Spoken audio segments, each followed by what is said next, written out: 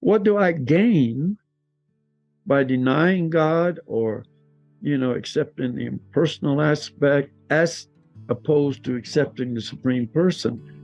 What benefit do I achieve? Every person should ask themselves that question in a serious way. Let's say the pros and cons, that's how they always all coming from we're spirit soul. What do I, the spirit soul, need to reach the highest level of happiness? You can't develop love for a non-person. There has to be an exchange between two people for love to exist. Loving an energy or loving a white light, it's just not it. It's like taking a huge detour.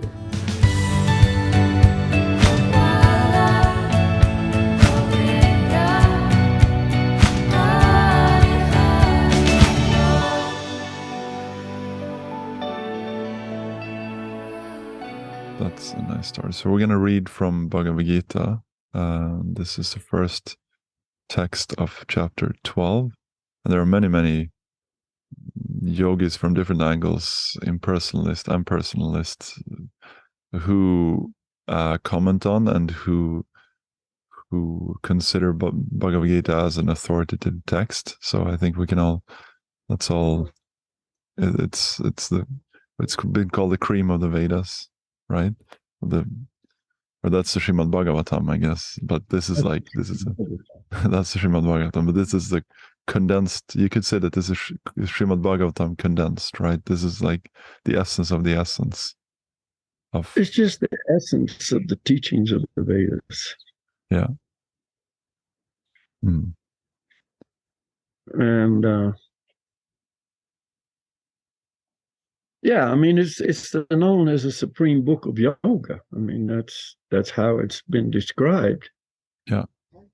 There's so many yoga books, but the Bhagavad-gita is described as the supreme book of yoga. And the reason is manyfold, but one is it's spoken by the Supreme Lord himself. That's what makes it so unique. Whereas the other scriptures were spoken by somebody or written by somebody in connection with the Supreme Person, this is actually spoken by the Supreme Person himself. Right. Bhagavan. And therefore, it stands alone as the absolute authority coming directly from the absolute authority. Mm. And so, yes, it's widely accepted throughout all the yoga world. Mm. But there's many different interpretations of Bhagavad-gita. Exactly. Yeah. And so the Bhagavad-gita as it is, which is the Bhagavad-gita that we study and teach from and accept as the ultimate perfect Bhagavad-gita, doesn't change anything. This is, as it is, spoken by the Supreme Lord. Yeah.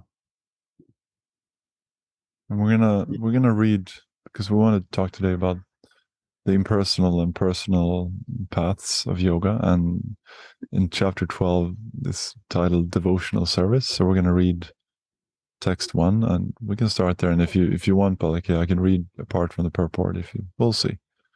But text 1, Arjuna inquired, which is considered to be more perfect, those who are properly engaged in your devotional service, or those who worship the impersonal Brahman, the unmanifested?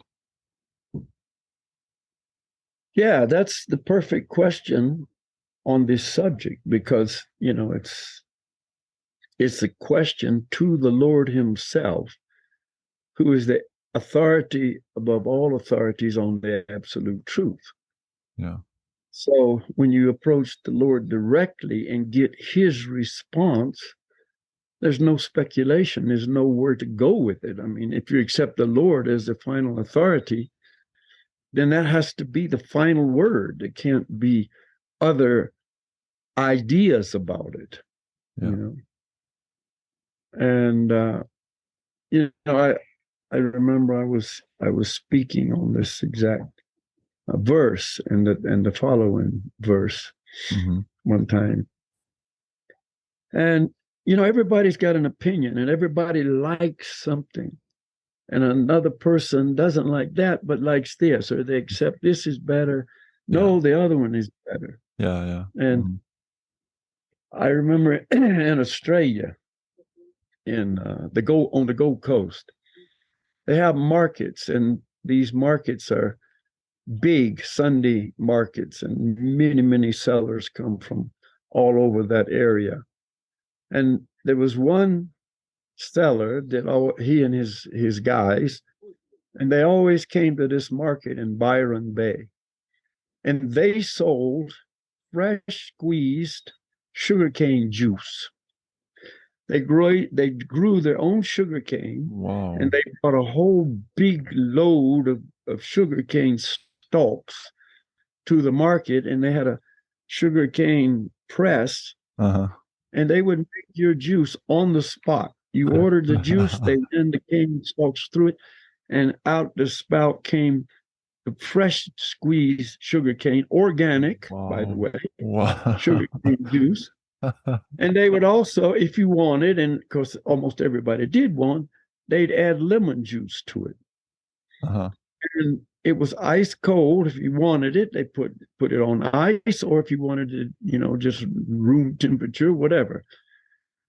And the line to that venue was huge all day long. There was a queue from the time they opened until the time they closed. It was the best beverage I've ever had. I mean, and it was hot in Australia. It's often hot, and it would be very hot, and nothing was even close to this sugarcane juice. However, there were also vendors selling Coca-Cola, different canned drink, bottled drinks, this thing, that thing, and they also sold stuff. And I was thinking, why would anybody buy a Coca-Cola when you could buy the sugarcane juice? Yeah. And the obvious reason was because some people preferred that. It's not that it was better.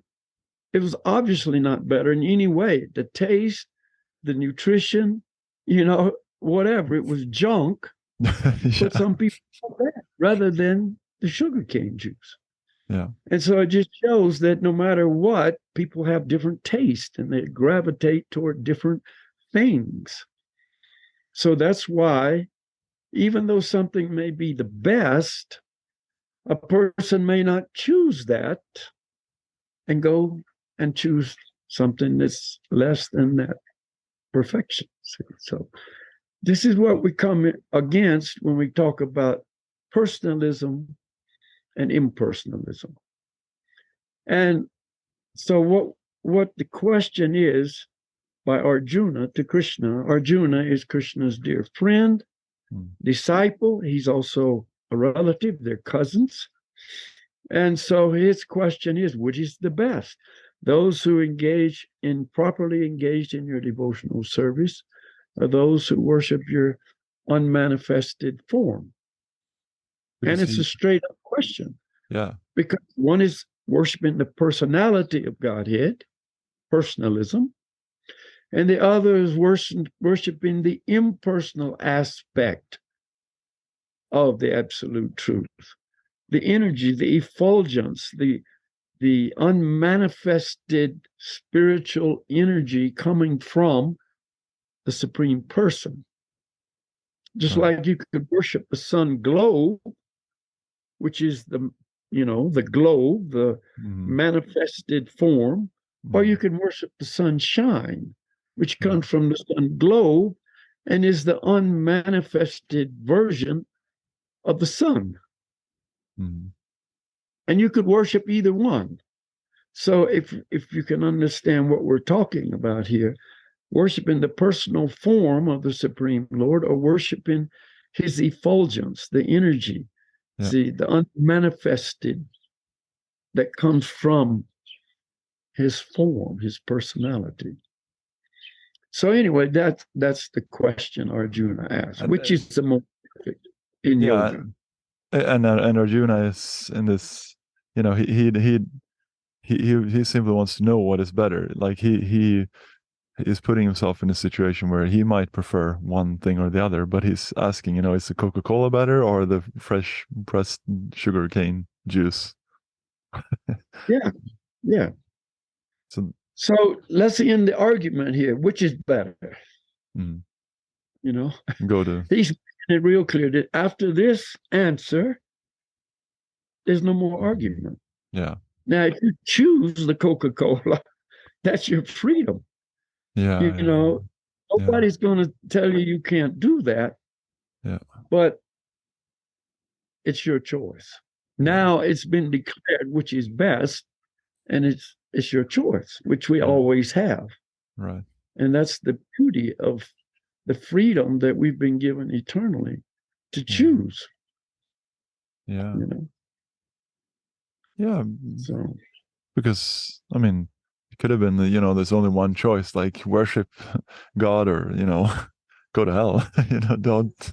I mean, this is wonderful that like Krishna himself, God himself, is given this system where you know, you can gradually develop towards him. I mean, you can, like, I don't know. It's something that shows his respect for our free will to yeah, relate to him in a more distant way or a more personal way. or not at all.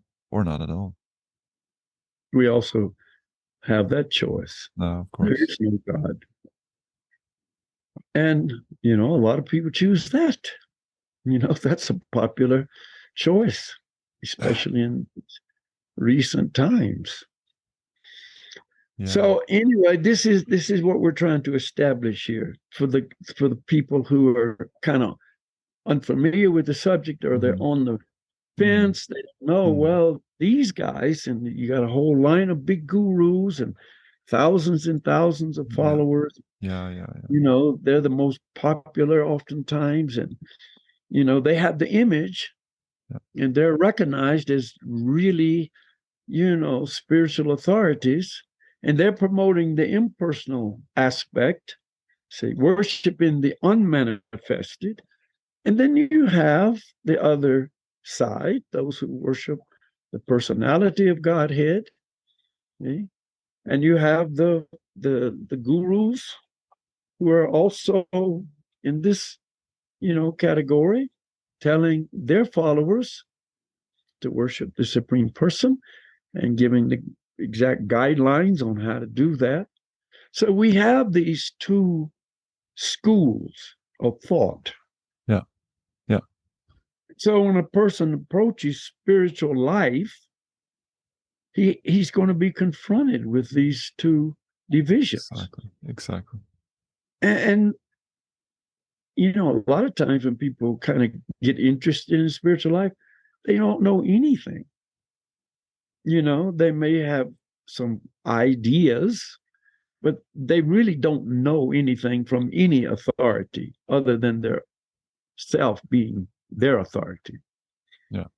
So that's why we need to just answer the question, but we don't answer the question. Krishna answers the question. And Yeah. what does Krishna say about it? And he says, I just wanted to, like, in this purport, Bhaktivedanta Swami also says that generally the transcendentalists can be divided into two classes, like you say. One is the impersonalist and the other is a personalist. So just, yeah, like you said, to make it very clear. And so I was going to say, I'm just. And we should add there that, you know, it's sometimes very vague. Yeah, well, that's exactly what I was going to say. Yes, yes, because it It's doesn't not seem that clear. always cut and dried. No, no, no, I'm no. an impersonalist, therefore, or I'm a personalist, therefore. Yeah. It's sometimes so vague and the lines are blurred. And, you know, you think, well, yeah, this guy's talking about the supreme person when they're really not. Yeah. They're talking about maybe a personality who's a higher authority, you know, in the system, the whole system of the Mm-hmm. universe and beyond. Mm-hmm. And they may be referring to a demigod. see, who has a lot more power than we do in the human form of life, but who are not the absolute authority. So Right. they're leading their followers to worship this personality, Yeah. but beyond that personality, there's the void, or there's nothing, or there's Yeah. the unmanifested. They describe it in so many different ways, and it becomes very confusing. Well, is this Yeah. guy a Yeah. person or an impersonal? Exactly. He's talking That's, about a person, but then beyond the person, there's I'm confused. yeah. Mhm. Yeah. Exactly. I think that's and they might even speak about it like God realization or say words that would imply that they accept the reality of a person, but also one common idea is like it's just like a technique to then merge into it. You like pretend or you act like you develop love for this person because it like you have to develop love. They also realize that you have to be able to have like a form and to have something to relate to. It's hard to develop love for a white light, but then eventually once you come Yeah, closer to it, you become that ocean somehow. they have deities, and they have tangible things, Yeah. form Yeah. and ceremonies where you offer different items to a form, Yeah. and it all looks like a personal endeavor. Yeah. But if you go deep into their philosophy, you will find that beyond the achievement of this personal form, you go past that to the impersonal. See, that's just Yeah. to help you get there. Yeah. That's just to give your senses, your eyes, your ears, your tongue, your hands and everything. I'm offering, I'm chanting, I'm hearing, I'm seeing, a form. And so, it engages my senses, and therefore it's easier. Yeah. But this is for the neophyte, or this is for the person who hasn't advanced enough so they don't need this. And then they go into the void. Uh-huh. Yeah. So So again, it's very confusing. it's very confusing. And one important question, I don't know if you want to, answer that question now or after his answer, but how to know and like which language do such persons use, and so we can like help people to see and recognize and like, aha, yeah, that verse or that thing that he's saying, that's probably impersonalism. I don't know if maybe you could answer that now if you want. I mean, so that we kind of Yeah, also so we see those two classes, but I think what we are they? should read what Krishna's You read answer about is, it, right? No, because we're going to get in the head of Krishna's yeah, yeah, because conclusion. I bet people are like, what's he saying? Cliffhanger. Yeah. All right, so this is the answer text two. The blessed Lord said, "He whose mind is fixed on my personal form, always engaged in worshipping me with great and transcendental faith, is considered by me to be the most perfect." To be most perfect. Yeah. And then read the next verse. But those who fully worship the unmanifested, that which lies beyond the perception of the senses, the all-pervading, inconceivable, fixed, and immovable, the impersonal conception of the absolute truth, by controlling the various senses and being equally disposed to everyone, such persons, engaged in the welfare of all, at last achieve me. Yeah. So, and then he goes on, if you read further, but we may not now, but he explains that worshiping the impersonal is very difficult, number one. But back in the second verse, he says, he who worships my personal form, mind always absorbed in me, you know, dedicated to my devotional service and so on, is considered by me to be the most perfect. Yeah. So I mean, that's the answer right there. That's just the final conclusion. And if you worship the unmanifested, it's so difficult.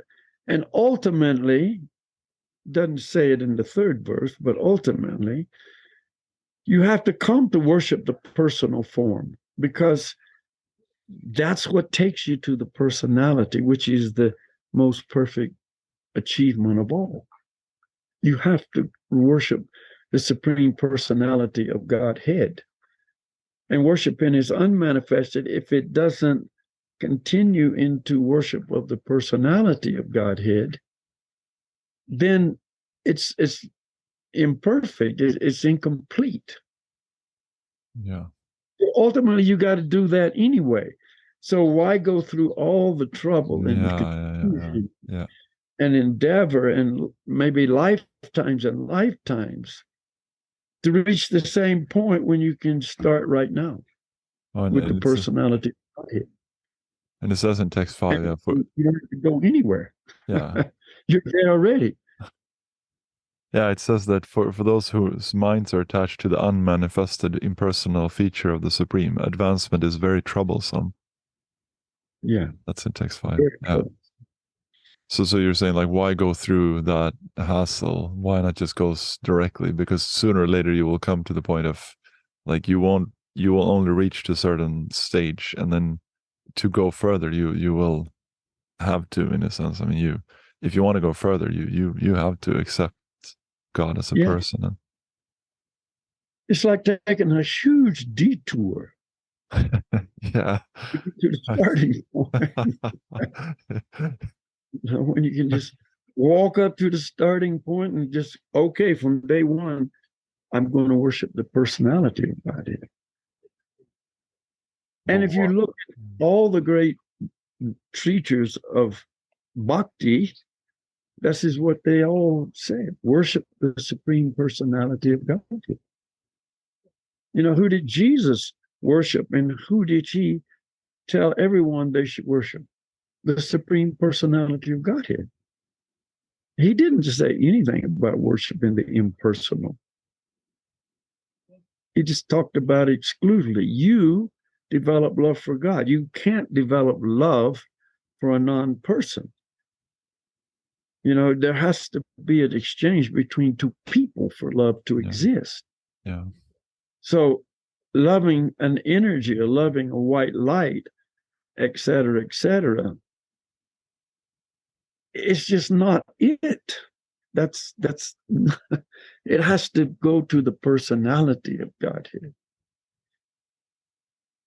That's people write books about Jesus who are actually impersonalists and interpret his life from an impersonalist angle. I don't even understand how that's possible, but so I guess somehow it's because of the lack of a proper teacher. Yeah. That's how it's possible. Because some people like to present the idea that Jesus is God. Mm-hmm. So that God is not really a person. I mean, I've talked to high-level Christian ministers in the Christian hierarchy. Uh-huh. And their understanding is that God is not really a person, not really, but he came down, that energy or that impersonal person, I don't know how whatever, came down and manifested a personal form as Jesus.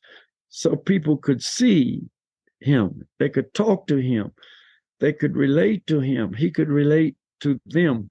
It was a personal exchange. It awarded that opportunity. Yeah. So that's why some of them, there's so many different ideas in Christianity, but one idea is that God is not really a person, but he personified as Jesus. Yeah.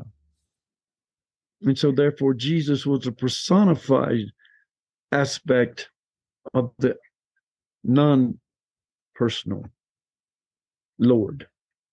Yeah. And that's why, and then they have, that's what, because they can't have God on their altar because God has no form, no personality. I mean, it's hard to get to know someone who is not a person. So you then you have Jesus on your altar and you're worshiping his Yeah. form and his, Anyway, that's the whole confusing thing, because some say he's an old man and they draw pictures of him. And so some in their mind have picture of God as the oldest person yeah, of all. yeah.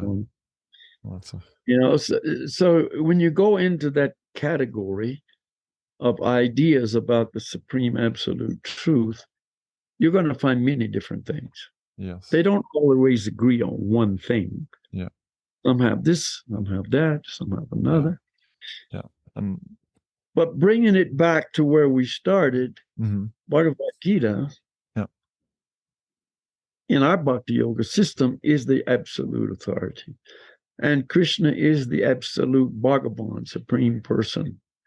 And he declares openly that worship in his personal form, always engaging in his loving service, is considered by him to be the topmost yogi, yeah. the most perfect in yoga. And so again, there's no there's no argument. Always engaged in worshiping me with great and transcendental faith. Yeah. So that's the answer to the question. And if it's appealing or not appealing, still, I like Yeah, that. I don't that. yeah. Reminds me of the story of one of our teachers was given a meditation class, and in Norway, by the way. Oh, And so in the class, at some point, she mentioned God. These are names of God. I don't know exactly how it came out, but the word God appeared in the conversation. And two girls, young, she said they were in their probably early 20s, immediately they stood up and they said, God, we don't want there to be a God. And they walked out. And that's how sensitive they were to even the word. yeah. But whether we want there to be a God or not, there is one. You can't change it. You can deny it. You can say, I don't want there to be a God. There is no God. God doesn't exist. He still does. There is still a supreme person. There's this source of everything, the original, et cetera, et cetera. Yeah. And so if I deny God or I worship his impersonal feature or whatever, what do I gain? This is what we have to ultimately ask us. Okay, what do I gain by denying God or, accepting the impersonal aspect, as opposed to accepting the supreme person? What benefit do I achieve? That's a reasonable question. I mean, every person should ask themselves that question in a serious way. Educate themselves enough to know the benefits or let's say, the pros and cons. That's how they always say it. The pros and cons. The pros versus the cons, and look at it closely. Maybe we need the help of a teacher who has some clear understanding of the subject. And in the beginning, a person may not even know what the pros and cons are. I don't know. Yeah, that's true. I don't even know the difference. I mean, it all looks the same to me. Like, Yeah. Or maybe this is better. More people do this, or yeah, yeah. so that's again where we need an authority, an educated teacher who can actually explain it in great detail. The Because pros are, and then he gives the outline, and the cons are. all coming from we're spirit soul. What do I, the spirit soul, need to reach the highest level of happiness and satisfaction? Because just like the numbers only reflects what people want to hear. So of course, more people want to hear the impersonal interpretation, I guess, because you can or live your life and not change so much things, not have to surrender to a will or a person, but kind of Yeah, it's do not go by popularity. no. That's the word. What is the most popular is usually the worst, because we like to downgrade. We're not really trying to really elevate ourselves. So the senses and the mind are always looking for material pleasures, material enjoyments. Yeah. And ways to be. Identify with the body and the mind and the desires and feelings, and that's not going to elevate us. That's going to degrade us. Yeah. And so that's why the masses are going one way and the true spiritual seekers going upstream. I saw a cartoon one time, and there was these flocks of sheep, hundreds of sheep, and they were all going down, and there was a cliff, and these sheep were going to the cliff and just jumping off, and it showed a whole pile of dead sheep at the bottom. And then one black sheep right in the middle of this flow of sheep coming down to the cliff, and he was going upstream. And he was saying, "Pardon, pardon." It was in French. "Pardon." Like, "Pardon me, pardon me." He's trying to go up, and all the rest are just flowing down and going off the cliff. See, so that's the true spiritual seeker really is that black sheep going upstream, against the flow. But he's the wise one. I mean, but I was just gonna say, you spoke about pros and cons. Like, that's basically the only con, isn't it? That like you might feel, or at least in the start, you might feel a little bit alone. Like you're different. You're doing something different from everyone else. I guess because the masses of people will go another direction than what you do, so it might feel. Well, the pros and cons idea is what's the pros of personalism, and what's the cons, and what's the pros of impersonalism and the cons. So you got to consider both schools of thought, and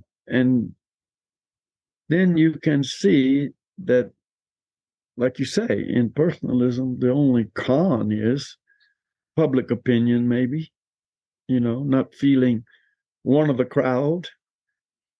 Kind of the only with impersonalism, the only pros, like the good sides. No, the only con. If I said pro, I made a mistake. No, in personalism, the only con. Yeah, okay. I thought you said impersonalism, but you said in personalism. Yes. Yeah.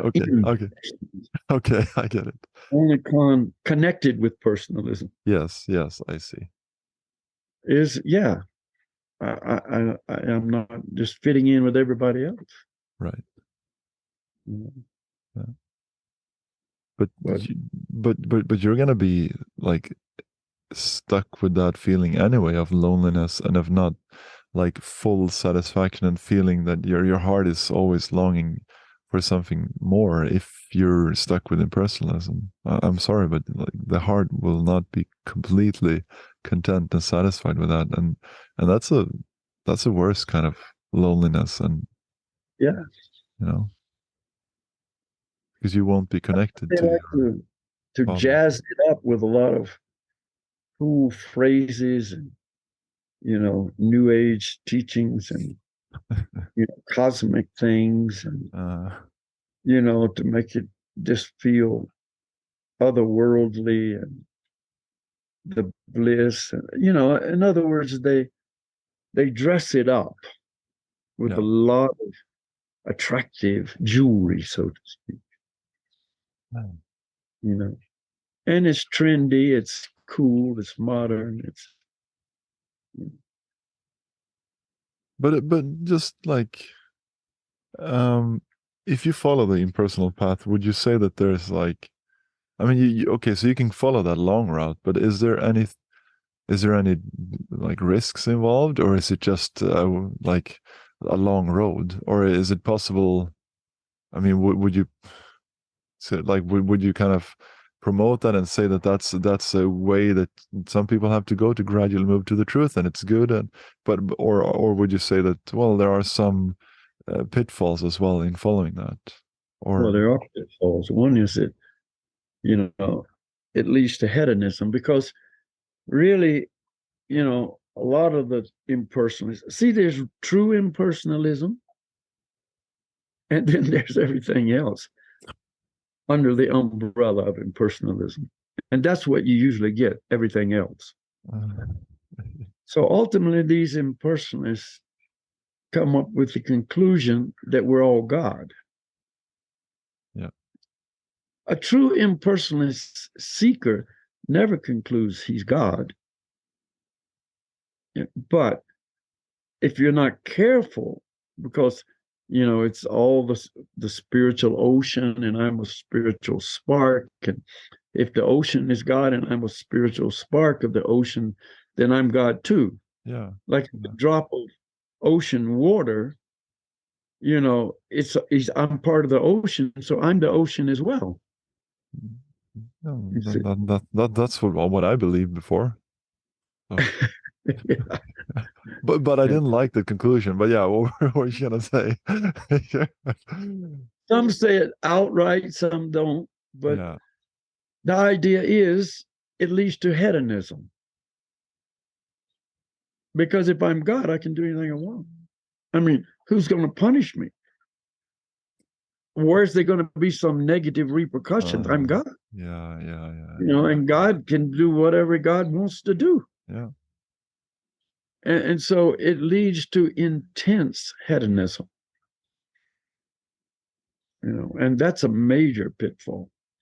And hedonism covers the consciousness. See, the more hedonistic lifestyle a person leads, which is doing all the things that cover the consciousness, then the more blind they become and the more, covered they are. And so therefore, they just keep going down into a darker and darker region. And often that hedonism is covered in spirituality. It looks like spiritual. It goes under the guise or the label of spiritual activity. Yeah. So in the name of our spiritual life of enjoyment, because if I'm God, I'm the supreme enjoyer as well. I mean, that comes with the position. Yeah. And what is the supreme enjoyment in the material world is sex life. So it can lead to just open in the name of, spirituality, just unlimited sexual enjoyment, and, all doing this for the glory of ourselves. Yeah. And, to enhance that, then we can add some intoxication and whatever. In other words, there's nothing wrong with anything. Yeah. Yeah. Yeah. Because there's no, And some groups openly promote that. Yeah. Cutting through spiritual materialism. Just do what you want. In the name of spiritual life. So it's kind of a really twisted version, of, and this can be a very big danger. See, in the strict impersonalist path, which is Ashtanga yoga, then one has to control the senses completely. They have to withdraw from society. They have to just spend hours and hours concentrating to tame the mind and then develop the ability to meditate, all kinds of things on the Brahman. And I mean, it's raising the Kundalini. I mean, it's a whole big story. It's not just some simple trip. You can't just be a functioning member of society and, practice that, because it's impossible. Bhaktivedanta Swami said the true impersonalist yogi goes into the forest to sit in his, practice, meditation, and he's never seen again. He never comes back. He goes up the Kundalini out the top, merges into Brahman, and that's it. That's not modern day impersonalism. So what Krishna is basically referring to is like the best optimal kind of impersonalism, right? because he's saying, when he is mentioning in text 3 and 4, he's saying, those who worship the unmanifested by controlling the various senses, like you said, by controlling the various senses and being equally disposed to everyone, such persons engaged in the welfare of all at last achieve me. So, but that's very, very rare then. I mean, on the beginning stages of personalism and impersonalism, it's the same. You first realize you're not the body. Uh-huh. You start seeing spirit souls everywhere. See the welfare of all, engaged in the welfare of all. He wants to help everybody grow spiritually. He wants to see the spirit souls become more conscious of their true identity, et cetera, et cetera. So for a distance along the path, they're parallel. Oh. But then you have to come to the point where you go to the Supreme Person or to the Brahman, effulgence. See? And that's the junction. And so, a true impersonalist, which is very, very rare, is a way cut above the ordinary person. Yeah. But it's become a social thing now, and just dilly-dallying around and having the catchphrases and whatever.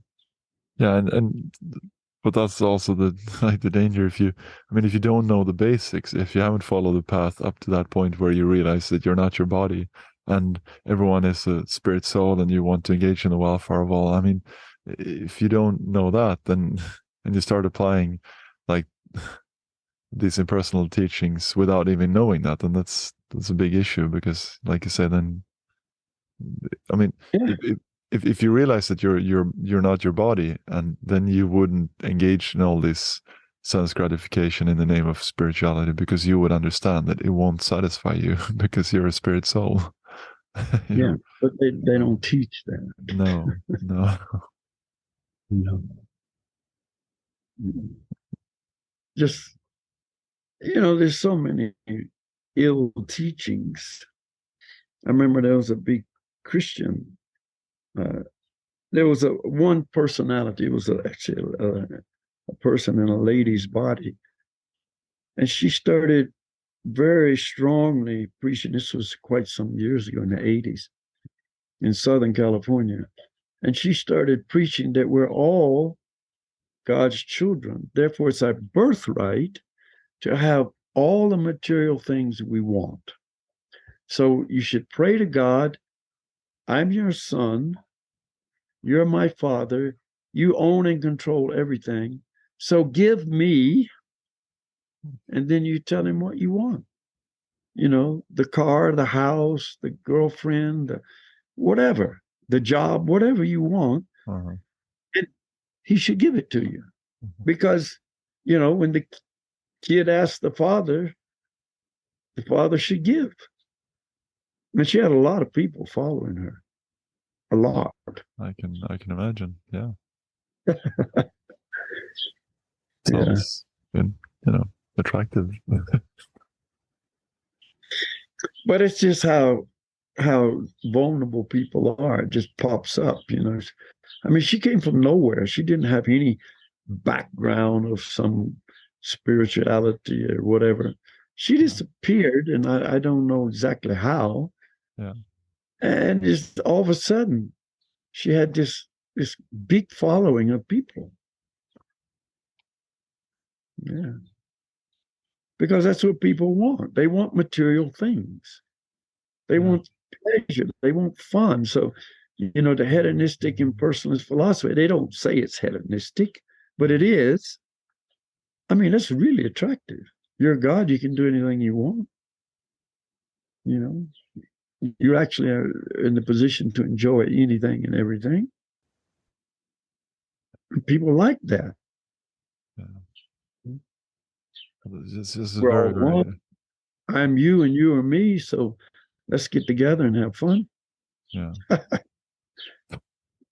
It's just very unfortunate because it doesn't satisfy the soul. That's the point. It's not that, I mean, if it would satisfy you, I mean, but our nature is we are controlled and our position is to serve Supreme Lord and not be the enjoyer, but to be the enjoyed through love and in love. I mean, love is the only thing that will satisfy us. So it's not like we're per se partial. It's just that you won't be happy doing that. That's not your natural position.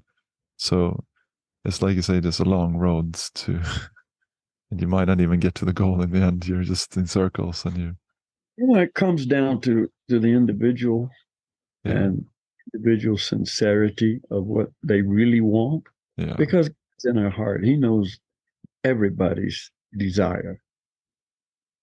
And so if I really want to know him, if I really want to achieve this highest perfection, he knows that, and he will guide me to a perfect teacher. And if we don't, then he'll guide us to an imperfect teacher. In other words, we get what we want. Yeah. So, a perfect teacher will not allow the student to do all these things, and he can tell you why. And the serious student doesn't want to do them anyway. He's coming. I mean, there may be still, attractions to all kinds of things, but he really doesn't want to do that because he knows that's in the way. And the teacher, gives him a replacement, and that's devotional service. And he begins to understand that this is superior and this is satisfying, and this gives me life, and this is what I want to do with my life. And, so the true spiritual master is just guiding us, so expertly. And that's what is necessary. And without that, we're just out there trying to figure it out. And a lot of those people who are sincere impersonalists that I met, they really love to serve, and they are really attracted to that. So it's just, I mean, it's not a big change. It's just direct that towards serving the highest good. Serving God. All about the teacher. Krishna is the perfect original teacher. Yeah. So he's teaching in the Bhagavad-gita what we need to know. Yeah. I mean, that's what the Bhagavad-gita is. It's Krishna's teachings to us. Yeah. And if we just listen closely to those teachings and try to follow them, then we'll become perfect. Yeah. And one of the things that will happen is you'll find other people, and you'll find that perfect teacher, and you'll, know you're doing the right thing. Yeah, that's how it works. I have two topics now that I want to discuss for future. One is how to relate to such a spiritual teacher, how to relate to a spiritual mentor, what's your role, what's your position, and how do you act in such relationship? And I got that question. So and I wanted to discuss that. And the other one is to continue on reading this chapter, because afterwards Krishna is describing, gradually how, if you don't have a desire to, if you cannot fix your mind upon me without deviation, then he says you can do this and you will follow the regulative principles of bhakti yoga and you will develop a desire to attain to me. And then he says, if you can't do that, then do this. And it's kind of, so it's like the spiritual ladder, different. So yeah, there's a place for everybody. there's a place for everybody. Wonderful. Yeah. Yeah. But not in this podcast. No.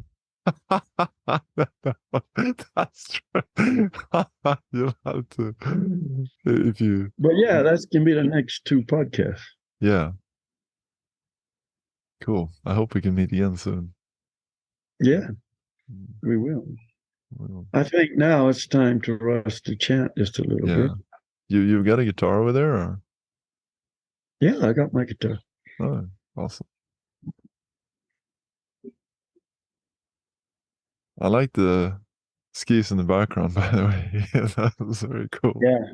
The old wooden skis. Yeah, the real skis. The real deal. The real skis. Yeah. That you. Bygone days. Yeah.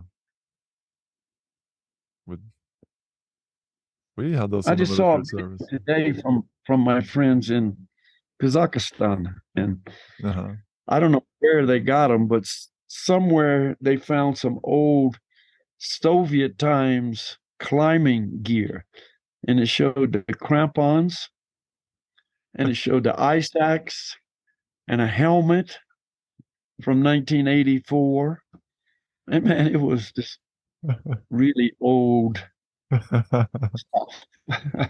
I mean, something, I don't know where they found it, maybe in some old house or something. I don't know. But it was interesting how much different it was then.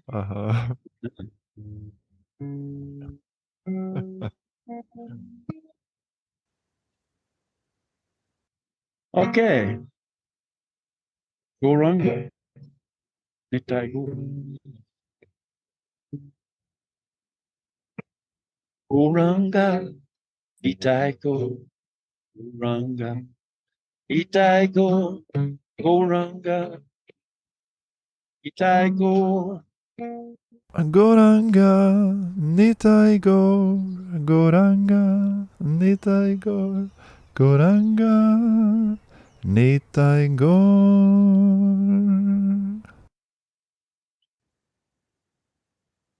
Goranga, Itaiko, Goranga, Itaiko, Goranga,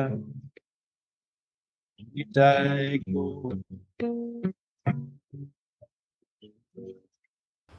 Goranga, Nitai Gor, Goranga, Nitai Gor, Goranga, Nitai Gor. Kan jag få en gitarr? Goranga, Itaiko, Goranga, Itaiko, Goranga, Itaiko. Goranga, Nitai Gor, Goranga, Nitai Gor, Goranga, Nitai Gor. Goranga, Itaiko, Goranga, Itaiko, Goranga, Itaiko. Goranga, Nitai Gor, Goranga, Nitai Gor, Goranga, Nitai Gor. Goranga, Itaiko, Goranga, Itaiko, Goranga, Itaiko. Goranga, Nitai Gor, Goranga, Nitai Gor, Goranga, nitai gaur. Goranga, Dago, Goranga, Itago, Goranga, Itago. Goranga, nitai gaur. Goranga, nitai gaur. Goranga, nitai gaur. Haribo, Itago, Itago, Haribo, Haribo, Itago. Haribol, nitai gaur, nitai gaur. Haribol, Haribol, nitai gaur. Haribo, Itago, Itago, Haribo, Haribo, Itago. Haribol, nitai gaur, nitai gaur. Haribol, Haribol, nitai gaur. Goranga, Haribo, Goranga, Haribo, Goranga, Haribo. Goranga, Haribol, Goranga, Haribol, Goranga, Haribol.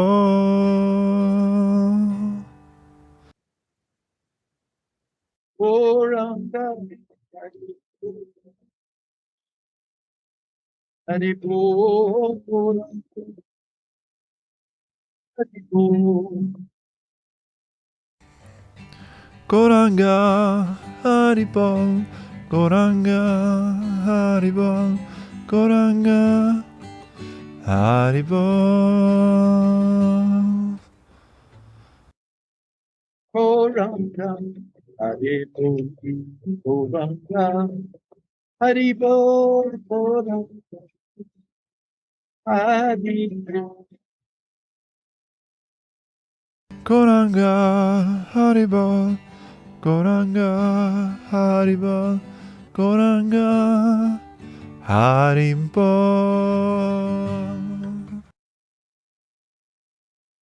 Ranga, Haribo, Ranga, Haribo, Ranga, Haribo, Haribo.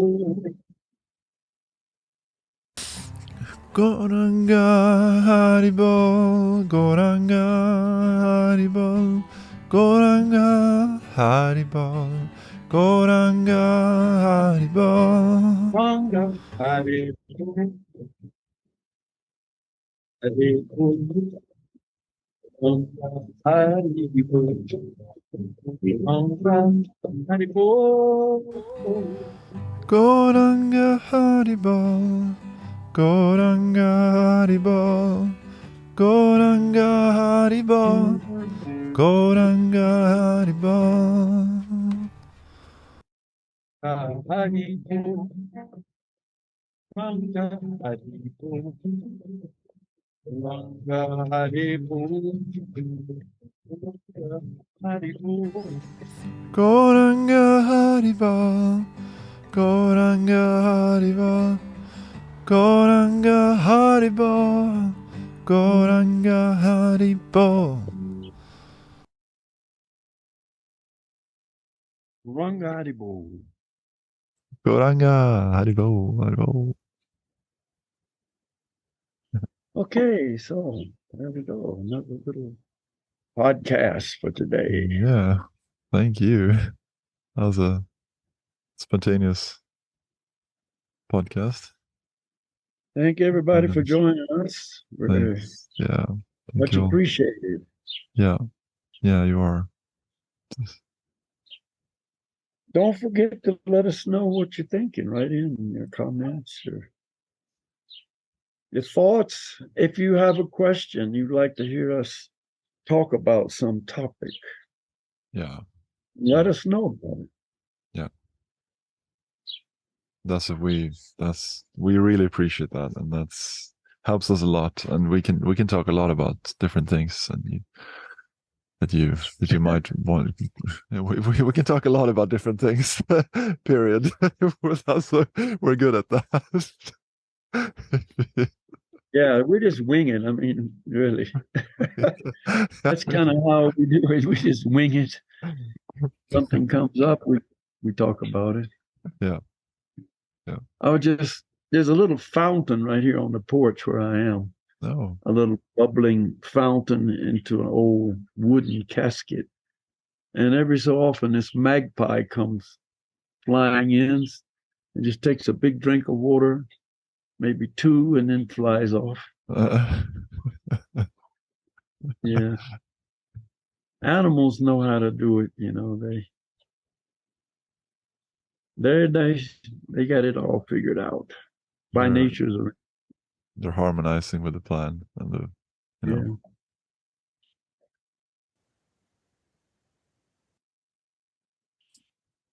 Yeah. Yeah, I've got some things going on there, so but yeah, a beautiful setting. All that. Yeah, Ruben's sitting up in northern Norway. I'm in Colorado in the high mountains and beautiful stuff. Yeah. Right, I'll talk to you soon then, Balakhilya. Who knows when, but yeah, I'm ready. Okay, so again, everybody, thank you very much. And see you next time. Haribol. Haribol. Nice day. Thank you, Balakhilya, very much. Haribol. Hare Krishna.